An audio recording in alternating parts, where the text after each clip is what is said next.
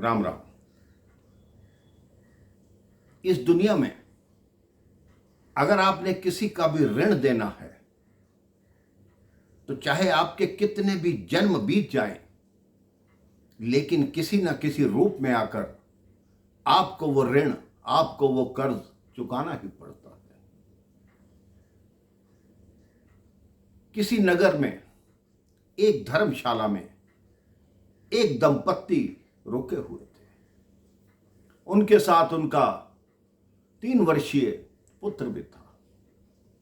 धर्मशाला कच्ची थी, उसकी दीवारों में दरारें पड़ गई थी। वो दंपत्ति किसी काम से बाहर गए, उनका बालक धर्मशाला के प्रांगण में ही खेल रहा था। जब वो वापस लौटे, उन्होंने देखा उनका बच्चा जिस आंगन में बैठा है उसके सामने ही एक बहुत विषैला सर्प बैठा है और बार बार फन उनके बच्चे की तरफ कर रहा है। बच्चा भी नीचे से मिट्टी उठाकर उसके फन पे मार रहा है। माता पिता दोनों घबरा गए।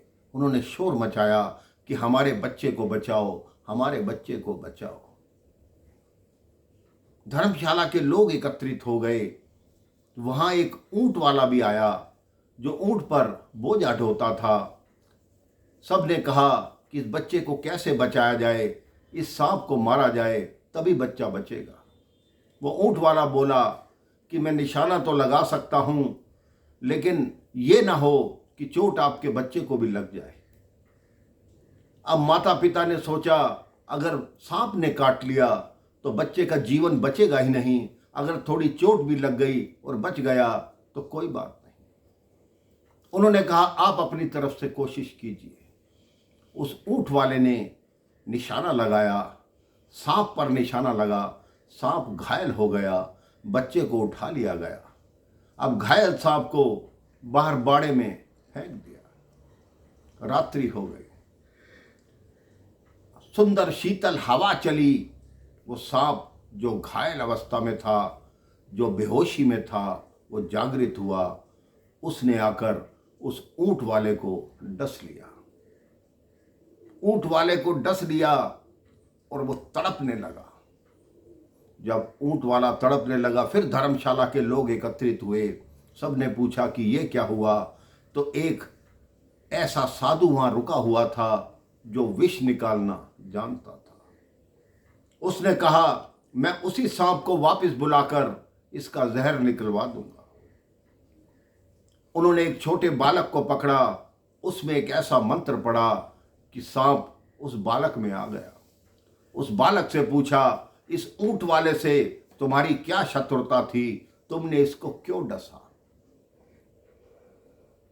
तो सांप ने कहा मेरी इससे शत्रुता ये थी, जब बच्चे और मेरे में बात चल रही थी तो ये बीच में आकर इसने मुझे क्यों मारा। उस साधु ने पूछा उस बच्चे और तुम्हारे में क्या बात चल रही थी। उस सांप ने कहा 2 जन्म पहले ये जो बच्चा है ये एक सेठ था, मैंने इससे 300 रुपये उधार लिए थे। आज जब मैं इसके सामने आया उसने मुझे पहचान लिया और मिट्टी उठाकर मेरे मुंह पे मार रहा था कि तुम्हें शर्म नहीं आती, तुमने मेरे पैसे नहीं दिए, तुम मर गए, मेरा कर्जा दिए बिना कैसे मर गए। और मैं बार बार फन झुकाकर इस बच्चे से माफ़ी मांग रहा था कि मुझे माफ़ कर दो, मुझे माफ़ कर दो, मेरे से गलती हो गई। इतने में ये ऊंट वाला बीच में क्यों आया। उसने मुझे माफ़ कर देना था, लेकिन उससे पहले ही इसने मुझे घायल कर दिया। तब उस साधु ने पूछा जो विष निकालता था, अब तुम इसका विष कैसे हरोगे। तो उस सर्प ने कहा इसे कहो मुझे 500 रुपये दे, 300 रुपये मैंने उसके देने हैं और 2 जन्मों का 100 रुपया और ब्याज लगाकर उसको मैं अपना 500 रुपये कर्ज उतारूंगा, तब मैं इस सर्प की योनि से मुक्त होऊंगा। ऊंट वाले की जेब से तुरंत 500 रुपये निकाले गए। वो छोटा बच्चा जिसके माता पिता के बच्चे के सामने सर्प बैठा था, उनको 500 रुपये दिए गए। सांप ने उसका जहर निकाल लिया, वो पुनः खड़ा हो गया। ये कहानी छोटी सी है, लेकिन हमें एक बात सिखाती है कि कभी किसी का भी कर्ज लेकर भूल मत जाना, क्योंकि ना जाने किस जन्म में आकर आपको वो कर्ज चुकाना पड़े। जितना धन आपके पास है उसमें खुश रहिए, सुखी रहिए, कोशिश करिए, किसी से कर्ज मत लीजिए। लेकिन अगर मजबूरी में लेना भी पड़ा है तो उसको समय के हिसाब से चुका दीजिए। कभी किसी की बद्दुआ मत लीजिए। हमेशा खुश रहिए। जीवन में तभी आप कामयाब होंगे जब अपने असूलों पर पक्के रहेंगे और किसी का लेकर खाकर भूल नहीं जाएंगे। कभी कभी कोई व्यक्ति ऐसे भी होते हैं जिन्होंने किसी का 1 रुपया भी देना होता है तो रात्रि में निद्रा नहीं आती। वही व्यक्ति इस दुनिया में सफल रहते हैं।